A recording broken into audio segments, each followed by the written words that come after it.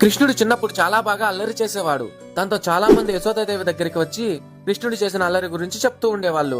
ఒక రోజు కృష్ణుడు చేసిన అల్లరి మితిమీరిపోవడంతో యశోదాదేవి ఎలాగైనా ఈ రోజు బుద్ధి చెప్పాలి అని అనుకుంటుంది.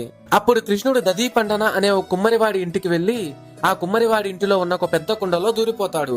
యశోదాదేవి దదీపండన ఇంటికి వచ్చి కృష్ణుడిని వెతుకుతూ ఉంటుంది. అప్పుడు దదీపండన కృష్ణుడు దాక్కున్న కుండ పైన కూర్చుంటాడు. దాంతో యశోదాదేవి ఆ ఒక్క కుండ తప్ప మిగిలిన కుండలన్నీ వెతికి కృష్ణుడు లేడని వెనక్కి తిరిగి వెళ్లిపోతుంది. కుండలో ఉన్న కృష్ణుడు నన్ను కాపాడినందుకు ధన్యవాదాలు. ఇక్కడ ఇరుగ్గా ఉంది, నన్ను బయటకు వదలండి అని అడుగుతాడు.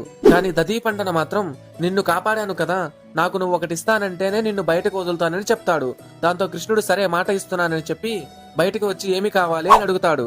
కృష్ణ, నువ్వు చిన్న పిల్లవాడిలా కనిపించినా నువ్వు భగవంతుడు అని నాకు తెలుసు, నాకు మోక్షాన్ని ఇవ్వు అని అడుగుతాడు.